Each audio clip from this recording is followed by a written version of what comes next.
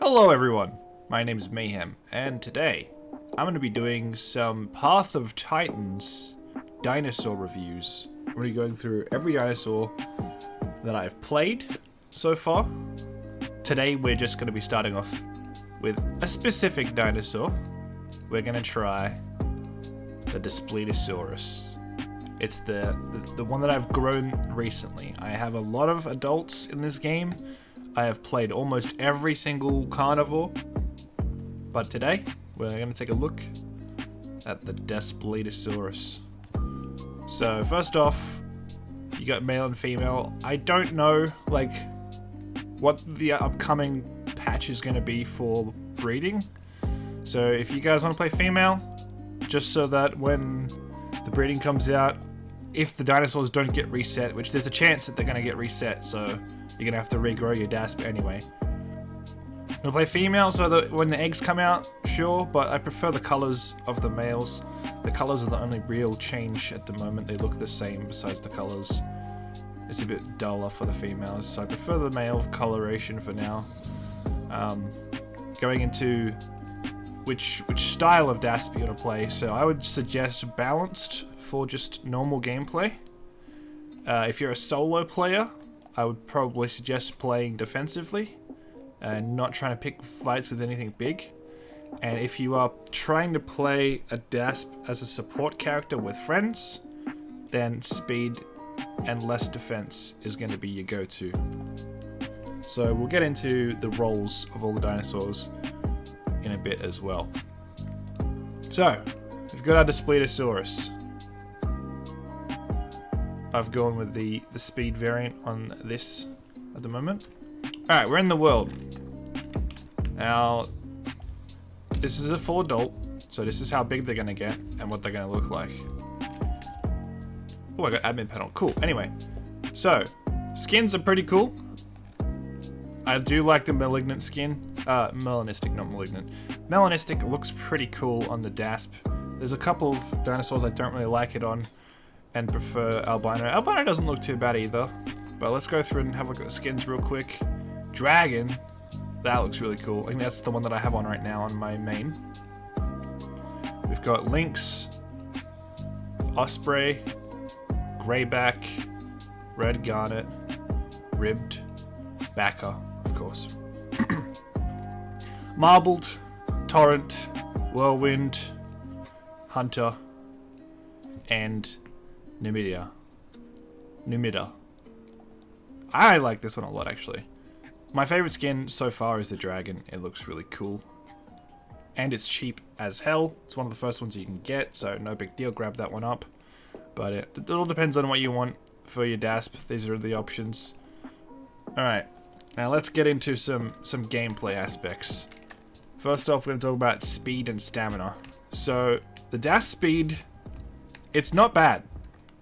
Considering how big you are, the speed is pretty good. This is max running speed. Now, because you're a big dinosaur, it doesn't look that fast, but you can catch a lot of things with this speed. And catch them off guard, especially, because you don't expect this thing to run as much as it can. So, stamina issues, it doesn't regen stamina that well. It's a pretty bad regen on this stamina. But the thing is, so you can run a decent amount of time.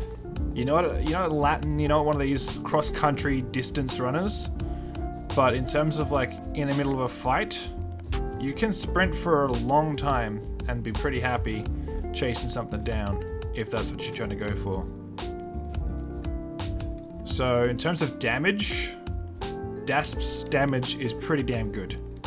You get them big headshots on, and you will burn people down so quickly. Dasp's damage is nice. Got them big jaws, and they're great. We have the abilities. You got Crushing Bite, which is a 4-second cooldown, and you can have it on the hotbar as well as your just normal bite. You don't have to choose. So you put that on the hotbar, 4-second cooldown for the bite, and it's 30 seconds bone break if you land it. Sometimes it's not 100% guarantee. I'm not sure the exact percentages, but sometimes you'll miss the bone break on smaller things I've noticed. Every time I hit a big thing, it's been bone breaking them pretty nicely. So the normal bite is pretty good damage. The utility bite, you've got crushing bite. It does okay damage, but you're only using it really for the bone break for sure. Hide, you got lightweight, so lose a bit of defense, but you got turn radius. Again, if you're playing with a team, you're playing utility, this might be a good option for you. But if you're playing normally, I would just say standard for the solo play and just for the balanced play. Tail, obviously you got gain speed and increased speed, reduced turn radius. So your turn is a lot worse, but better increased speed. Again, if you're playing utility, you want to get in, get that crushing bite, and get the hell out of there because, well, if you're playing all the speeds, you have a lot of lacking in defense, so you don't want to stick around in the fight for too long. But if you're playing solo out in the world, you want to, if you're taking the defensive stuff, you really need tail attack. Things are going to ride you to death if you don't have all the speeds and a team to help you out. But team play, definitely the speed options for everything could be what you want to go for. So definitely the utility of this dinosaur is really good. You run in, you bone break things. The other dinosaurs that have bleed, or if you have a Spinosaurus on your team or something like that, that is really good. Playing by yourself, if there's small things attacking you, you can go for a bone break on them. It's risky. If you have a wall to hug, so if you have some sort of a wall, then you can bone break and then turn around and hug the wall, because bone break's 4-second cooldown, right? You can't use a normal bite for another 4 seconds. So you bone break once, you miss it, and then you sit against the wall, and then the only way they can attack you is tail swipe. That's if you're getting hunted by a lot of small things and you're by yourself. That's the best thing to do. Otherwise, you can just go for normal bites. Normal bites are a lot of damage, but if you want to rescue, you think the enemy has gotten a bit comfortable in their skin, running at you too much, you can go for the bone break. If you land it, they die.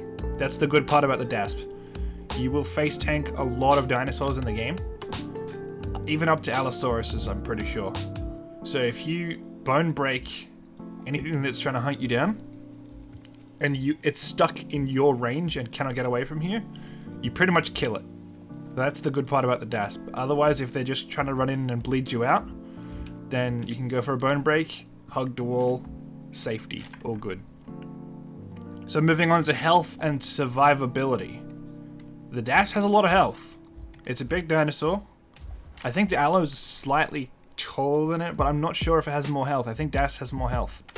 And when it comes to survivability, in terms of regeneration of health, this thing is almost unbeatable. This Dasp heals more than anything I've ever seen. I've played a lot of adult dinosaurs in the carnivore section, even in the herbivore section. And let's see if I can get some fall damage. Let me just jump off this. I don't know if it's enough. It's definitely not.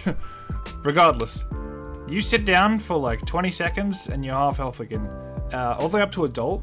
Adult is the longest healing duration. But if you're a baby, I'm literally, when I'm growing a Dasp, I'm jumping off cliffs, taking half health damage. I don't care, because by the time I walk to the next questing area, I'm already full. Like, I don't care. Fall damage means nothing to me. It's not a big deal. Let me see if I can go break my legs or something, and we can get a good demonstration. Alright, there we go. We've taken some damage. And you can see it ticking up already. It looks kind of slow, and like I said, when you're a baby, it's so much faster. But then we sit down, take a look at the speed now. Now you can see those big chunks coming through. And this is just sitting. And then we go to lying down. And this is going to heal, like, when you're a full adult, this is going to heal you as fast as a Latin or something else that small. And they have very, very small health pools in comparison to you. So if you're healing at the same speed as them, damn, it's really quickly. And when you have their health pools, it is like instantaneous. You just walk around and you're healing faster than I'm healing right now. Even as a sub-adult, you're healing this much while walking. So once you get to adult, it's a little bit worse, but everything up to this point is really, really good for the survivability. Okay, now when it comes to diet, we have hypercarnivore, which is the normal one. Meat drains food slow as hell, but you only eat meat. And then we've got scavenger. You can eat meat, bugs, which is termite mounds and stuff like that, and bones, but you have faster drain. So before, when there was the replenish quest, everybody would take scavenger to have their water drain faster, so that they can drink the water down and use the replenish quest. Now it's been nerfed to oblivion. It's 2 seconds per drop off now instead of the 30 that it used to be. It's a huge big deal. So this is pretty good if you don't have the map, the Volnona map, or any other map to tell you where the carcasses are. This is pretty good because you can use the termite mounds in the redwood and bones if you know where they are. But it just drains faster. So you can eat more things if you're unsure of where to find them, but it drains faster. So you only have 2 options here in the not scavenger, in the metabolism section. But I would suggest just sticking with the normal hypercarnivore. And that's gonna wrap up my review for the Daspletosaurus. Pretty damn good looking dinosaur. Even better with the dragon skin, if I do say so myself. But great for utility, great for a solo dinosaur, and all around, it's a badass. Definitely worth leveling. I love my Dasp.